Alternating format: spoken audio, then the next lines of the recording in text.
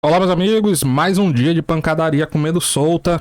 Mais um dia da criança chorar e a mãe não ver, tanto no Brasil quanto nos Estados Unidos. Hoje saíram notícias aqui que não agradaram o mercado lá nos Estados Unidos e na China. E tivemos aqui respingos em mercados do mundo todo. Por enquanto, S&P 500 caindo aqui 0,6% e Zhang caindo 0,3%. Isso aqui nos índices à vista. Nos índices futuros, o negócio também não está muito bom não. S&P 500 caindo 0,6%, Nasdaq quase 1% e Zhang 0,2%. Enquanto que aqui no Brasil, Ibovespa parecia que ia fechar na mínima, mas está tentando reagir ali um pouquinho. Destaques de alta hoje no Ibovespa. Temos das ações aqui da CSN, mãe, da BR Foods, que teve um prejuízo quase bilionário e as ações estão aí subindo 5%. Vale subindo bem, o mercado inclusive só não está despencando por causa da Vale. A Vale tem um peso muito grande no Ibovespa e está segurando. Depois, Bradespar, CSN Mineração e Uzi Minas. Quem está segurando o mercado hoje então? Empresas ligadas ao setor de commodities. Porque bancos estão sofridos, Petrobras está sofrida e Vale está forte aqui. E na queda, meus amigos, por falar em sofrimento, fazia tempo que eu não vi uma queda tão forte. As ações da Apvida, após a divulgação dos seus resultados, estão caindo aqui mais de 30%. Em seguida, temos as ações da 3R Petróleo. O governo falou que vai taxar, tributar as exportações de petróleo, visando fazer com que esse petróleo fique aqui e faça que diminua, né, o preço no mercado interno. Então aqui as ações respondendo com forte queda. Pão de Açúcar também divulgou resultado, caindo aqui mais uma vez, 9%. Melius renovando sua mínima histórica. Localweb, Magazine Luiza. Então vejo que todas essas ações que estão caindo, com exceção aqui da 3R Petroleum, são empresas que dependem do setor de consumo, são empresas muito impactadas nesse cenário que nós temos aqui de juros altos, ó, tá? Selic próximo dos 14%. Juros altos, ações para baixo, juros altos, produção mais pressionada. E agora o Ibovespa está com uma queda de 1% na mínima do dia, bateu lá nos 103,100, que representa percentualmente uma queda de 1,7%. Índice futuro agora tá dando uma recuperada, chegou a cair lá 1% e agora tá no 0,5%. E dólar, ó, dólar tá para baixo, dólar queda de 0,9%, operando nos 5,22. Mínima do dia foi lá nos 5,21. E hoje, meus amigos, hoje o negócio tá meio doido, porque os juros estavam para baixo, mercado tava para baixo, dólar tava para baixo, tudo tava para baixo. Ó, aqui é o início do dia, ó. Juros caindo e as ações caindo. Aí a partir do meio-dia, os juros deram uma subidinha. Mas mesmo assim, ainda tá aqui com uma ligeira queda de 0,2. Então veja que o que tá pesando muito aqui nas ações hoje é o cenário externo. Ações como Vale, subindo aqui 4%, 4,7%. Itaú, ó, mais um forte dia de queda, 3%. 1,6% Bradesco.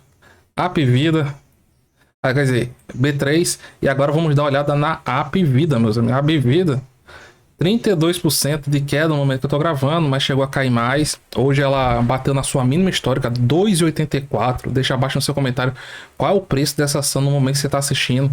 Na queda aqui, ó, chegou a cair aproximadamente 37%, lá nos 2,84, e o volume hoje também subiu bastante. Bastante interesse aqui pelos papéis da empresa.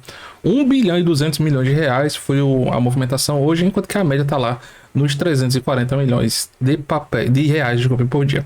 Então a Apvida, a empresa do setor de saúde, recentemente ela fez uma aquisição muito importante, é da Notre Dame, e esses resultados eles refletem o primeiro resultado com a incorporação da Notre Dame.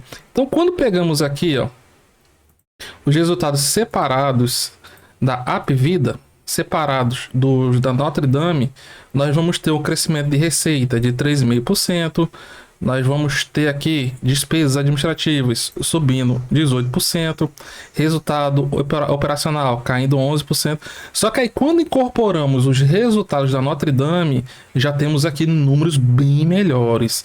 Enquanto que ali só a receita da Apvida subiu 3,5%, a receita líquida de forma separada.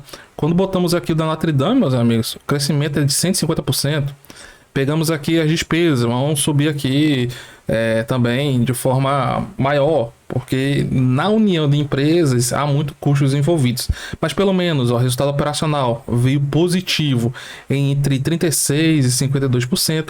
E aqui uma das coisas que preocupou o mercado bastante, que explica essa queda forte dos papéis, são as preocupações com a sinistralidade da companhia, certo? Sinistralidade aqui da Apvida, pegando ela de forma isolada, 72,6, da Notre Dame, próximo de 80, e pegando aqui o consolidado, ou seja, juntando o resultado das duas empresas, próximo de 77%. E margens da companhia são margens pequenas.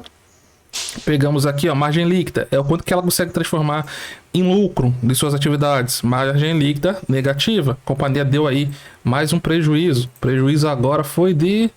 Deixa eu ver se aqui tem. Prejuízo no último trimestre, prejuízo líquido de 316 milhões. E se pegar aqui fatos não recorrentes, seria um lucro de 161 milhões de reais. Mas são duas formas de ver, depende do que você for levar em consideração. O importante é o seguinte, meus amigos. No cenário de juros altos, a companhia ela está aqui conseguindo manter o seu nível de endividamento aqui relativamente controlado, mas há uma pressão em relação a isso, né? Endividamento da companhia, quando levamos em consideração o indicador dívida líquida vezes o EBITDA, mesmo após essas aquisições, está ali em 2,5 vezes. E vejo que está se mantendo aqui relativamente estável desde o início de 2022 para cá. De 2022 para cá, a empresa fez muitas aquisições, por isso que ela aumentou bastante aqui o seu nível de endividamento. E aqui, meus amigos, trago para vocês, ó, os destaques. A Apvida, pode ser sair qualquer coisa, que você vai ver qualquer noticiário, né, do meio, que você vai ver aí que ela foi um dos principais destaques de hoje. Trago para vocês aqui a opinião de alguns analistas, certo? Então, ó, a XP chama atenção aqui justamente para a sinistralidade, que piorou aqui 8 pontos percentuais. A analista da XP destaca o seguinte, ó, principais pontos do balanço. A empresa continua entregando sinergia de receita junto com quer dizer, depois da aquisição da Notre Dame. O crescimento da carteira, porém, ó, tá fraco, tá mais fraco do que os analistas esperaram. A sinistralidade continua pesando. E mais uma vez, o EBITDA foi impactado por um item não recorrente de uma aquisição anterior.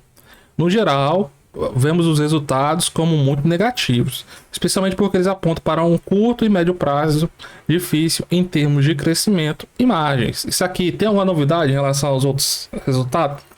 Não tem. Credit Suisse também, ó, cortando recomendação de compra do papel de R$ 6,50, cortou agora a recomendação de compra para neutro e preço-alvo em R$ 4,40.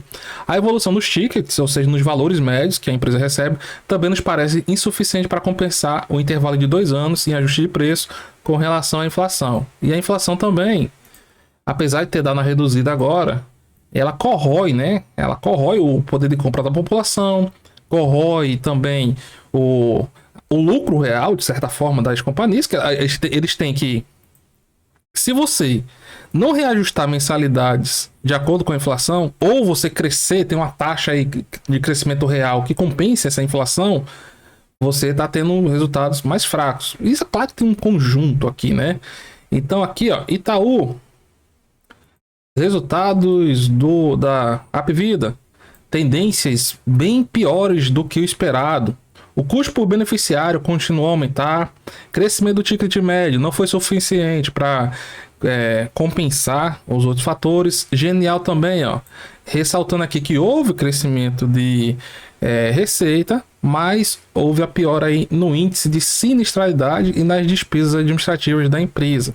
Cortando aqui o preço-alvo agora de R$ 8,50 para R$ 5,00 com recomendação neutra. Tá com a empresa, fica com a empresa, não tá com a empresa, vende a empresa. Morgan Stanley ficou decepcionado aqui, ó. O que chamou a atenção do Morgan Stanley?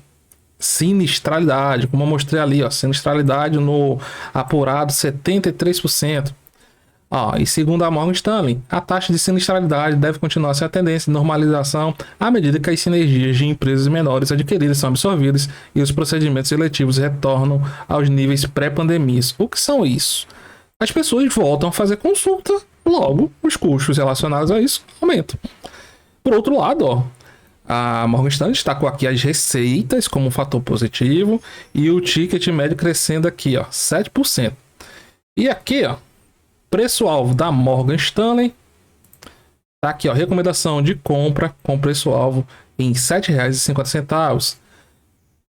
Bradesco, chama atenção aqui, lucro operacional abaixo do esperado, despesas financeiras da companhia maior. O que ajuda aqui em despesas financeiras? Os juros que a empresa paga. Então a taxa Selic aqui, os 13,75% vão contribuir bastante com isso, certo?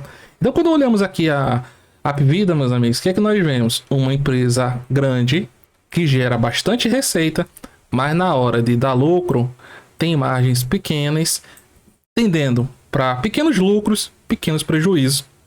Então é aquela empresa que não entra na categoria de empresa defensiva, não entra em categoria de empresa sólida, ela é uma empresa com riscos maiores. Eu não estou falando assim solidez no fato de querer falar que a Hapvida vai falir de uma hora para outra. Não, solidez que eu digo é, por exemplo, quando você pega aqui um BBSA3, Banco do Brasil, um Banco do Brasil da vida. O Banco do Brasil, meus amigos, os juros podem subir, os juros podem cair, pode acontecer qualquer coisa aí no cenário macroeconômico que o Banco do Brasil vai continuar tendo a solidez, porque isso não afeta o banco. Quer dizer, afeta de uma forma maior ou menor, mas não é por isso que o Banco do Brasil vai começar a dar prejuízo. Só tô pegando aqui como exemplo.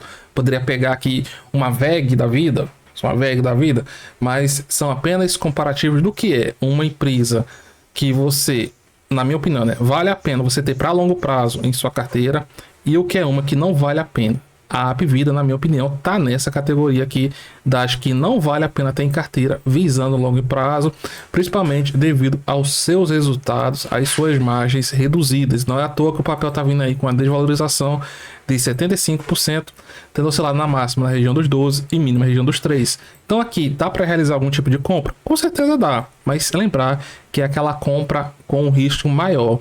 E aqui, ó, tem um gap para ser fechado ali na região dos 4,50, 4,60. Vamos ver se esse preço vai ser fechado e se for fechado, né, se vai demorar ou não. E você, investe na Hapvida ou em alguma outra empresa do setor de saúde? Deixa abaixo no seu comentário.